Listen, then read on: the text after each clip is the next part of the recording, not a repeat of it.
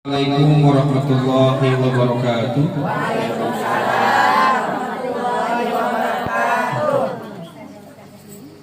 Innal hamdalillah nahmaduhu wa nasta'inuhu wa nastaghfiruhu wa na'udzu billahi min shururi anfusina wa min sayyiati a'malina. May yahdihillahu fala mudilla lahu wa may yudlilhu fala hadiya lahu. Allahumma salli wa sallim wa barik ala sayyidina Muhammad wa ala alihi wa sahbihi ajma'in, amma ba'du. Qala Rasulullah fi hadithihi kullu mauludin yuladu ala al-fitrah fa abawahu yuhawwidanihi aw yunassiranihi aw yumajisanihi. Yang saya hormati Ustazah Hajjah Maryam yang orangnya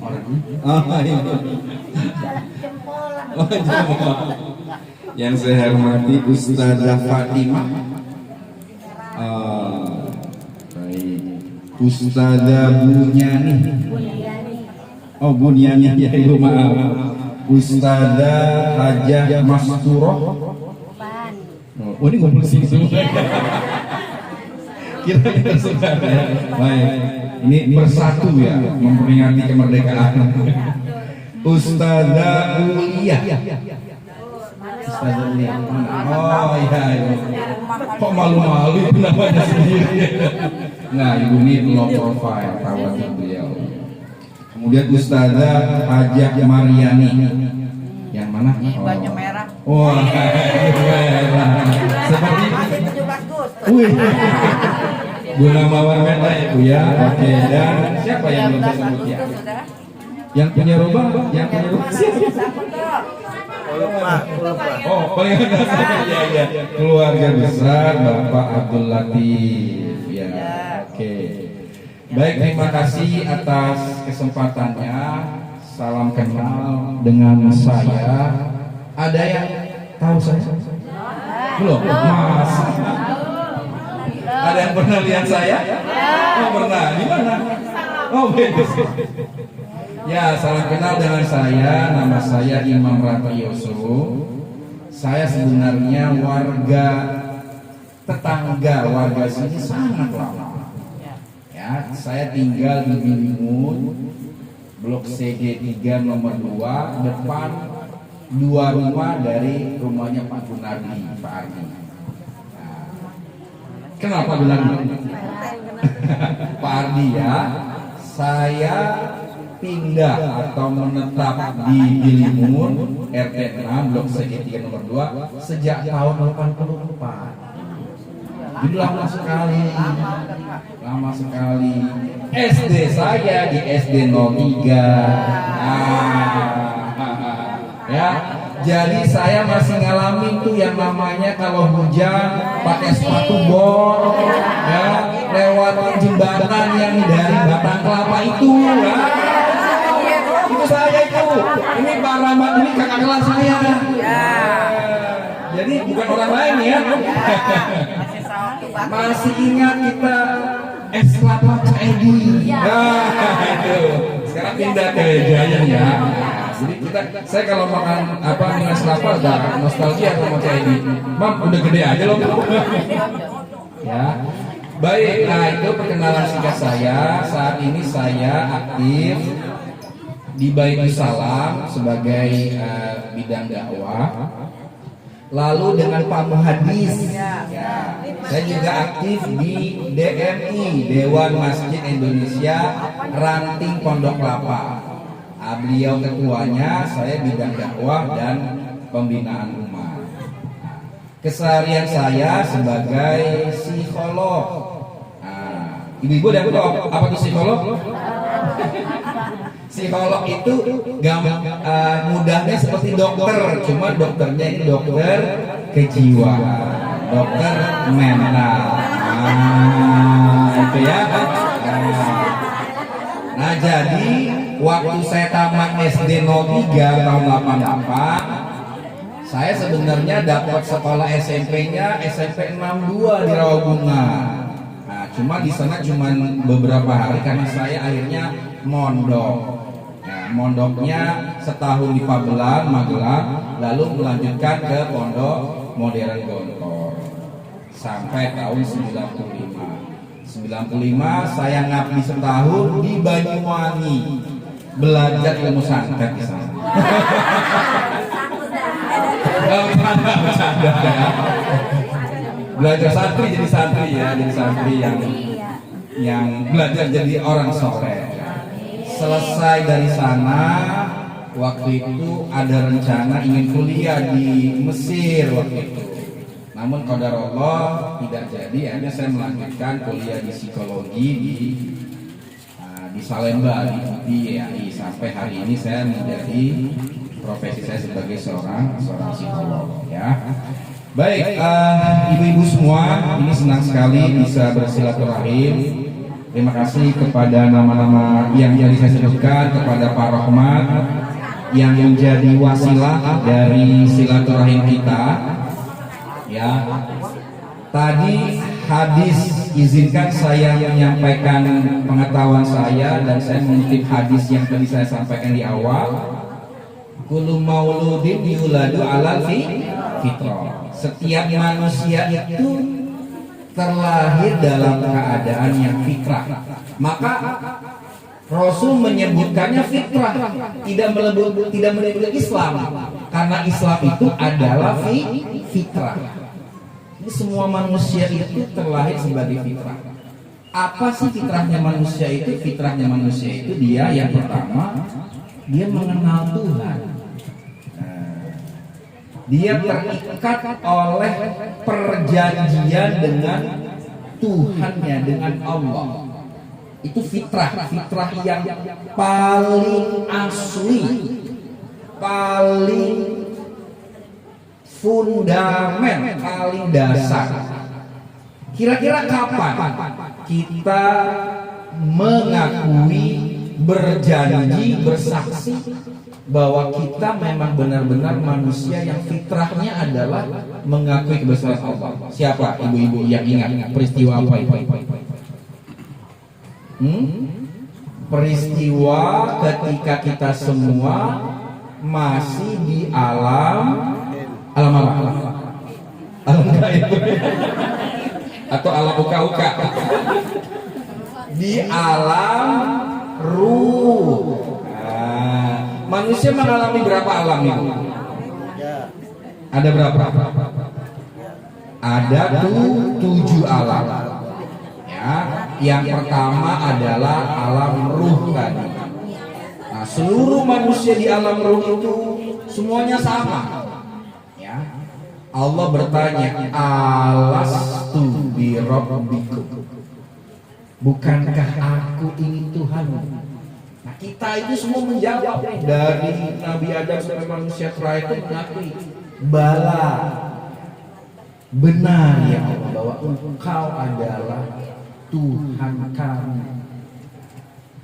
Apa konsekuensi dari pengakuan itu? Ya, konsekuensinya yang kita baca dalam doa iftitah kita. Apa itu? Inna sholati wa nusuki wa mahyaya wa mamati lillahi rabbil alamin. Itu konsekuensinya. Hidupku, matiku, ibadahku, sholatku, semuanya hanya karena untuk Allah. Itu pertama, alam ruh. Yang kedua, alam apa itu? Alam gaib lagi. Alam lahir. Ibu-ibu dan perempuan semuanya yang merasakan hamil. Saya belum pernah merasakan hamil, cuman buat istri saya hamil. Ya, alam rahim. Nah, roh tadi yang di alam roh tadi dimasukkan ke jabang bayi, ditiupkan rohnya di bulan ketiga. Nah, di sana ditentukan takdirnya, jodohnya, hidupnya, matinya, nasibnya ditentukan di dalam rahim. alam. Maka apa anjuran bagi ibu-ibu yang sedang hamil? Ada yang sedang hamil sekarang? Enggak. Kok langsung enggak? Yang enggak udah habis ya. Iya. Atau ada yang ingin hamil lagi? Agak ada udah habis. Enggak ada. Ya, ibu-ibu lebih paham daripada saya tentang kehamilan ya. Tapi kan ada anjurannya ya kan, kalau sedang hamil banyak baca surat apa? Surat Yusuf. Hah? Surat apa? Surat Yusuf biar kalau laki-laki anaknya ganteng. Surat Maryam kalau perempuan anaknya cantik. Soleha. Pak Imam ngomongin hamil jadi mau hamil lagi nih. Ini malam Jumat loh Pak Imam. Ya, itu alam roh. Nah, ketiga alam apa? Hari ini alam dunia. Ya, alam dunia sekarang ini. Nah, alam dunia kita lupa. Sekarang kita lupa. Ingat gak ibu waktu jadi jabang bayi di dalam rahim? Enggak. Nggak ingat. Apalagi alam rohani nggak ingat. Karena ya beda dunianya, alamnya beda. Maka bayi itu menangis karena dia merasakan kaget begitu nyaman di dalam rahim ibu. Tidak kaget melihat dunia yang sedemikian aneh di mata sang bayi, makanya dia menangis. Sekarang kita hidup di alam ketiga, alam dunia. Alam dunia ini intinya apa sih ibu-ibu sekalian? Intinya apa alam dunia ini? Intinya alam dunia ini intinya cobaan.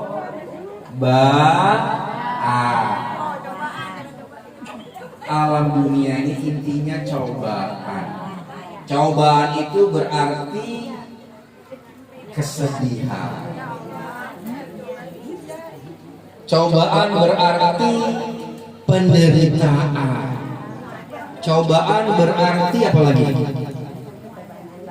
Dikejar-kejar debt collector.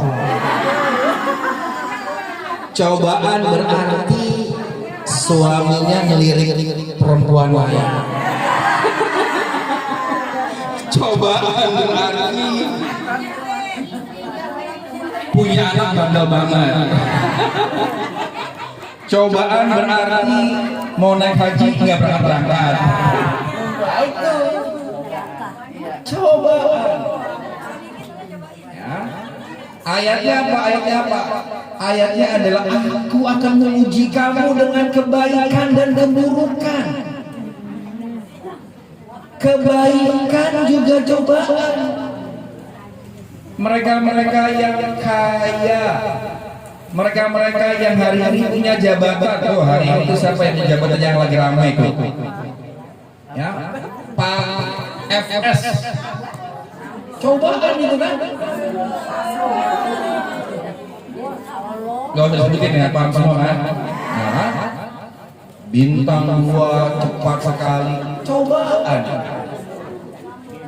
Ya, yang senang cobaan, yang sedih cobaan. Nah, untuk apa? Kenapa Allah buat alam dunia ini jadi cobaan? Lima baluakum ayyukum ahsanu. Untuk menguji kamu siapa yang terbaik amalnya. Jadi kuncinya adalah amal. Kalau senang, apa amal kamu? Kalau sedih, apa amal kamu? Nah, makanya Rasulullah mengatakan, jadi orang mukmin itu paling enak. Jadi orang mukmin itu paling bahagia. Kenapa? Karena ketika dicoba dia bersabar.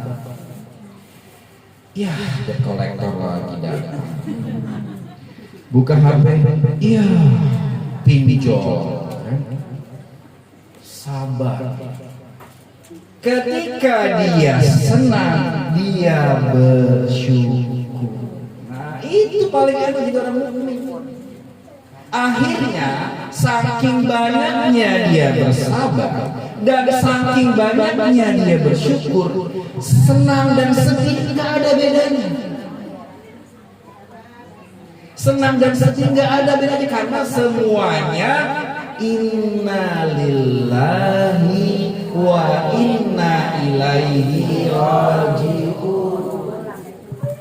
Kita ini semua milik Allah dan akan kembali kepada Allah. Senang ini milik Allah, kembalikan kepada Allah. Alhamdulillah. Sedih milik Allah, kembalikan lagi kepada Allah.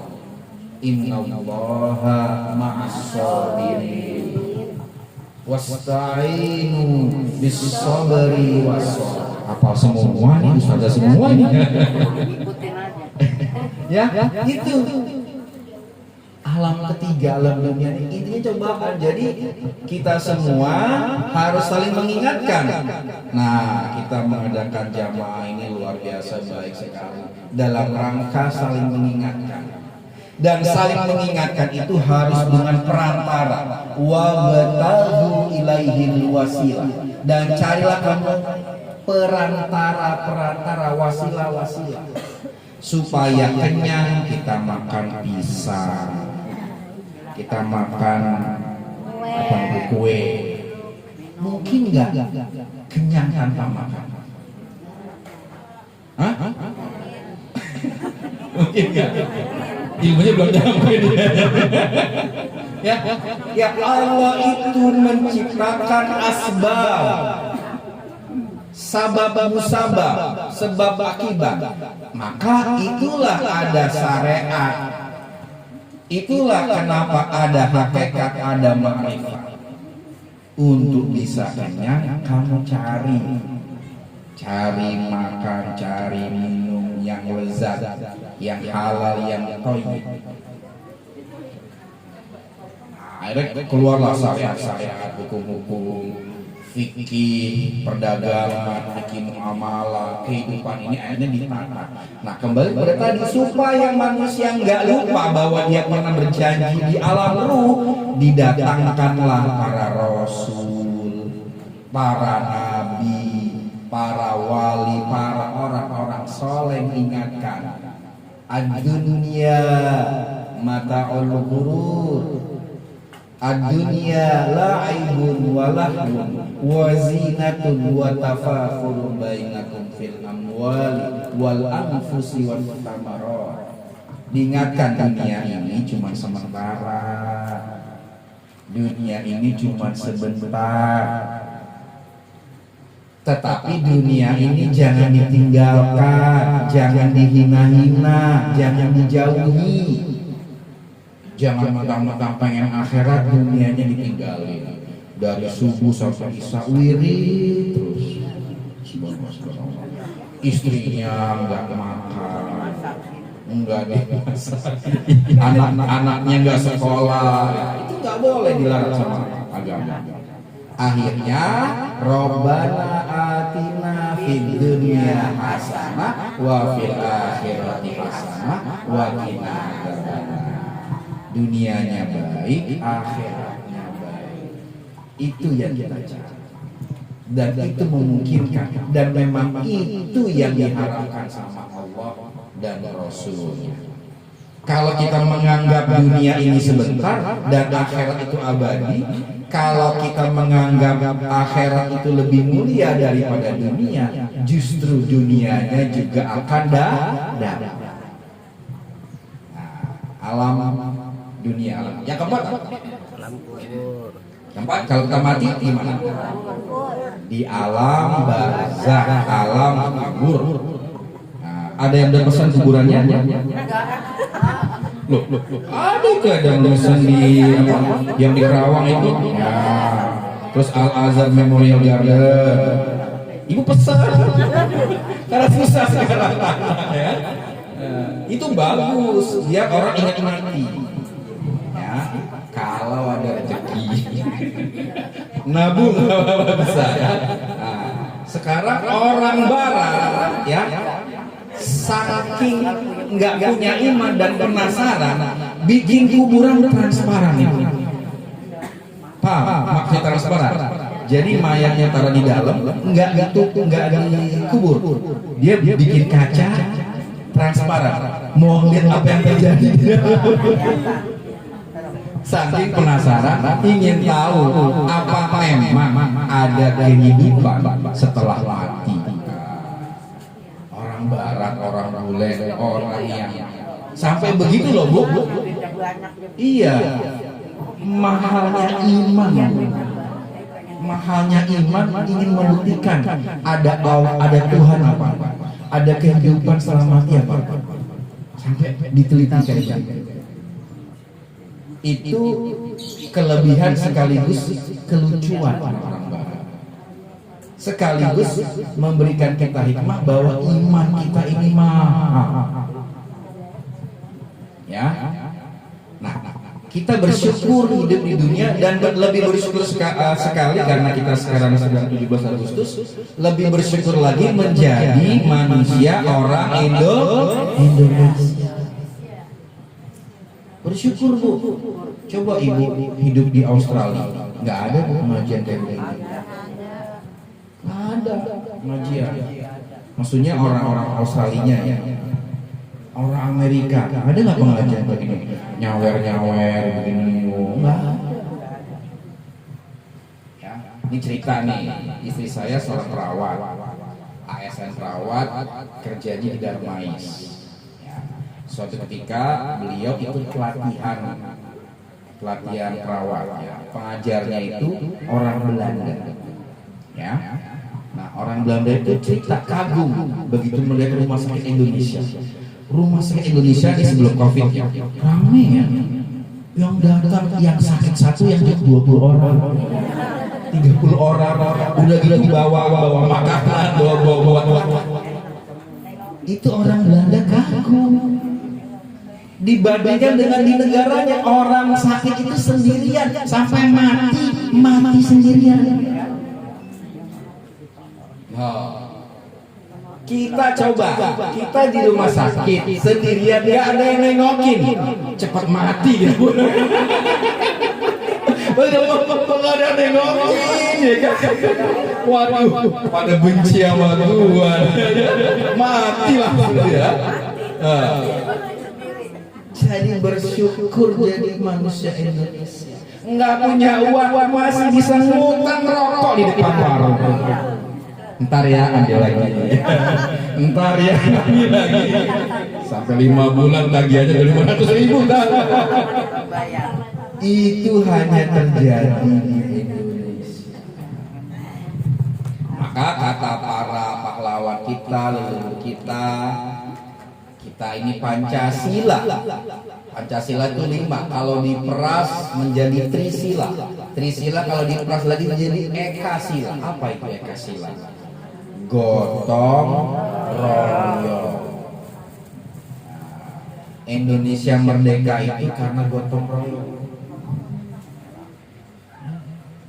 Umat Islam ini adalah umat terbaik yang memberikan kemudian melahirkan negara bangsa Indonesia. Jadi harus bangga jadi warga Indonesia, jadi manusia Indonesia, terlebih lagi menjadi orang-orang Islam sekaligus warga Indonesia.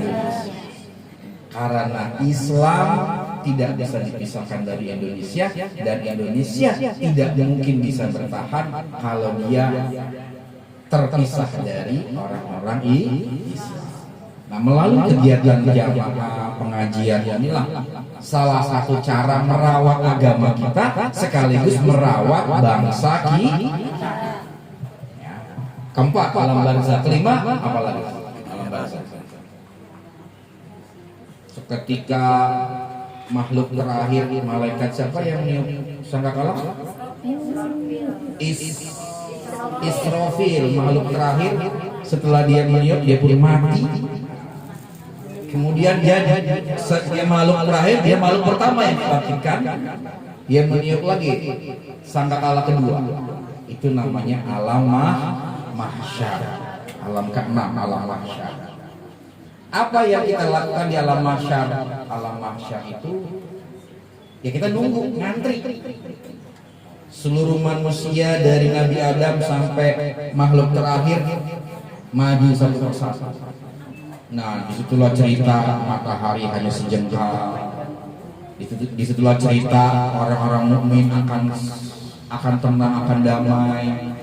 Disitulah cerita orang akan berkumpul dengan bangsa-bangsanya, dengan teman-temannya. Yang suka ngaji kumpul sama yang suka ngaji, yang suka puasa kumpul sama yang suka puasa, yang suka ngaji Quran kumpul sama ngaji Quran. Namanya pintu-pintu surga yang paling banyak. Dan sebaliknya yang suka maksiat kumpul sama yang suka maksiat, yang suka judi kumpul sama tukang judi. Teman-teman lagi di sini. Kok bisa ketemu lagi di sini? Kita nggak janjian. Itu alam mahsyar. Nah, tadi udah berapa? 5 ya. 5. Yang keenam adalah alam hisab. Nah, hisab itu tadi. Hisab, kemudian kita akan melewati sirotol mustaqim yang perumpamanya saking tipis dan tajamnya helai rambut kita dibelah 7. Ibu pernah nggak nyoba helai rambut kita bukan dipotong, dibelah? Itu dibelah 7, Bu. Bayangin perumpamaannya tipis dan tajam. Itu ada yang berlari seperti kilat, ada yang seperti angin, ada yang pelan-pelan, ada yang merangkak, ada yang langsung jatuh, dan jatuhnya itu bisa ratusan ribuan tahun. Nah, terakhir adalah akhirat, yaitu surga dan neraka. Surganya abadi, nerakanya abadi. Tapi alhamdulillah, kalau ada yang mampir ke neraka, nanti ada yang diselamatkan oleh syafaat Rasulullah, diselamatkan oleh anak-anaknya yang soleh, diselamatkan oleh orang tuanya yang soleh, diselamatkan oleh sahabatnya yang soleh. Jadi kita semua ini harus menjadi sahabat-sahabat yang saling membawa satu sama lain masuk surga. Aku nggak mau masuk surga ya malaikat sebelum sahabatku yang satu ini juga masuk. Nggak apa-apa, dia kemarin emang begitu, pahamin aja. Nggak apa-apa, dia emang suka ngomongin orang, emang begitu. Tapi saya bersaksi, dia pernah membantu saya. Dia pernah ngaji bareng saya. Waktu itu ustadznya Pak Imam. Dia merenung, nggak banyak ngomong ketika itu. Bawa dia, kan ada cerita gitu kan? Jadi jangan pernah meremehkan amal-amal soleh. Faman ya'mal mithqala dzarratin khairan wa man ya'mal mithqala dzarratin syarran. Surga abadi. Surga banyak, ada 7, ada Firdaus, banyak. Neraka juga ada 7 lapisan-lapisan. Lapisan pertama adalah lapisan para nabi dan rasul. Sekarang pelajaran ini, siapa manusia yang sudah masuk surga hari ini? Siapa? Nabi siapa? Bukan. Siapa? Ya. Nabi Adam. Nabi ini cerdas. Cerdas gimana? Nabi Idris. Waktu itu beliau seperti Nabi Muhammad Isra Mi'raj diperlihatkan surga neraka. Beliau berpikir gimana caranya saya bisa masuk ke sana. Karena begitu masuk surga nggak bisa keluar lagi. Ketika dia masuk ke surga, dia tinggalin sendalnya. Ketika dia akan meninggalkan, dia bilang, malaikat sendal saya ketinggalan. Dia masuk lagi, udah nggak keluar lagi. Jadi itu masuk surga perlu kecerdasan juga. Ya, baik, kira-kira itu mungkin yang dapat saya sampaikan. Jika ada, bagaimana Ibu Ibu, apakah mau ada pertanyaan atau langsung saya silakan ya. Jadi mudah-mudahan ini bukan kali pertama ya. Kalau memang saya diberikan kesempatan, kita akan ketemu lagi. Saya berbagi ilmu, banyak tema-tema yang bisa saya bagikan, misalnya soal parenting, bagaimana mengasuh anak usia dini atau anak usia remaja, bagaimana membangun komunikasi biar kita minta uang sama suami dikasih terus, bagaimana suami sayang terus sama kita. Pak Imam belagu banget sih. ya pokoknya berbagi ilmu lah ya. Oke, saya kira itu Pak siapa? Terserah mau Anda tanya jawab atau langsung bagaimana? Silakan. Ustazah MC, bagaimana MC? Ada yang mau nanya mungkin nggak apa-apa. 1-2 pertanyaan silakan. Silakan. Siapa? Iya. Ya, silakan Ibu. Assalamualaikum warahmatullahi wabarakatuh. Alhamdulillah kebetulan profesi saya sebagai guru PAUD. Ya, atau guru TK. Memang kan banyak perkembangan anak itu beda-beda Ustaz. Ya. Gimana kalau misalkan kita mau konsultasi ke Ustaz itu apa? Malam Ustaz, apa perlu ada biayanya atau gimana Ustaz? Karena kan iya ada karena posisi saya sekarang ada anak murid saya memang ada yang ininya berbeda gitu Ustaz daripada yang lain gitu untuk cara menanganinya itu seperti apa gitu. Terima kasih Ustaz. Assalamualaikum warahmatullahi wabarakatuh. Baik, terima kasih. Ibu siapa? Neneng. Bu Neneng ya, Bu Neneng. Ya, kalau konsultasi sebenarnya ada 2 cara, mau cara profesional atau mau cara baik-baik. Baik-baik aja Ustaz. Profesional nanti dengan Pak Rahmat nanti kita atur waktu gitu ya. Saya bisa menyediakan waktu misalnya hari apa, nanti kita janjian lagi gitu. Cari tempat apa di sini atau di mana, nanti saya akan sediakan waktu untuk standby. Dan itu saya free kan. Nah, tinggal nanti yang mau konsultasi tolong diatur nih, ada adminnya yang mencatat siapa namanya segala macam. Nah, nanti saya hadir di sini atau mau janjian di rumah saya, ya nanti mungkin kita atur ya, bisa Bu Neneng ya. Ini dengan Pak Rahmat ya. Teknisnya bagaimana untuk peserta ibu-ibu anggota ini apa nama jamaahnya? Jamaah Khairul Nisa. Khairul Nisa. Khairul Nisa. Keren banget, Khairul Nisa. Wanita yang baik, wanita yang soleh. Ya gitu ya, Bu Neneng ya. Oke. Ada lagi?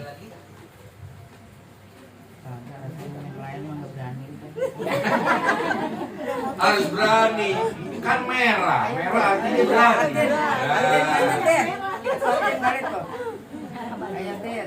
Silakan, nanya apa aja deh. Itu nanya bagaimana biar dapat duit nur sama bibi sama laki gitu. Kerja.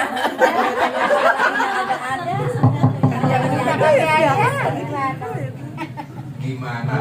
Pak Rahmat? Nggak apa-apa, Kalau kata Bang Ustaz gitu, gimana biar bisa minta duit tiap hari sama suami dapat mulu gitu.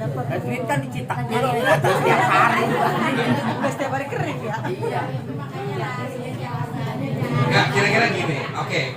Pertanyaan kan gimana caranya suami bisa kasih uang terus Kasih kan? sayang. Kira-kira suami itu bisa ngasih duit itu karena apa? Kewajiban. Bukan, karena duitnya ada. Nah iya kan? Nah iya. Berarti pertanyaannya gimana suami saya uangnya banyak? Nah, kan begitu ya. Karena kalau uangnya banyak, gampang dikasihnya. Iya. Kalau kagak punya sampingan garing bagi. Cari ini dia. Nah, tipsnya banyak, tapi yang paling utama adalah istri itu harus ridho sama suami, ikhlas sama suaminya. didoakan karena kadang-kadang ini istri itu kadang-kadang takut kalau suaminya kaya, Iya, takut. takut kalau suaminya banyak uang, takut kawin lagi, jadi nggak ikhlas. Ya, jadi, nah soal apa dampaknya serahkan sama Allah, ya kan? Doakan, ikhlaskan, doakan yang terbaik. Karena, nah, makanya kalau orang Jawa itu kan bilang kan suami istri itu gegarangin nyawa, belahan jiwa, ya kan? Yang satu sakit, Orang sana orang mudahan pada paham-paham banget. jadi kalau kita ikhlas, suami udah lepas gitu. Ikhlas tuh ya udah ikhlas nih. Apa gimana serahkan sama Allah, Allah yang menjaga suami kita. Nah, kalau tidak ikhlas, nah ntar banyak tuh cobaan buat suaminya. Ya, itu dulu ya tipsnya ya. Ya. Baik, ada lagi? Oke, kalau tidak ada, sekali lagi terima kasih atas kesempatan untuk berbagi ilmunya. Mudah-mudahan ada manfaatnya. Mudah-mudahan menjadi jariah amal soleh untuk kita semua. Dan mudah-mudahan kita bertemu di lain kesempatan di dunia ini dan kita ketemu di surga dengan kafling kita masing-masing. Kita di Anjang sana. Ibu naik BMW, saya juga naik BMW. Kebayang nggak BMW-nya surga kayak apa? Saya juga nggak kebayang ya. Yang penting pokoknya asik dah pokoknya di surga ya. Oke, sekali demikian, saya lagi terima kasih. Saya kembalikan lagi kepada MC. Akhirul kalam, wa'alaikum minkum, wassalamualaikum warahmatullahi wabarakatuh. Waalaikumsalam.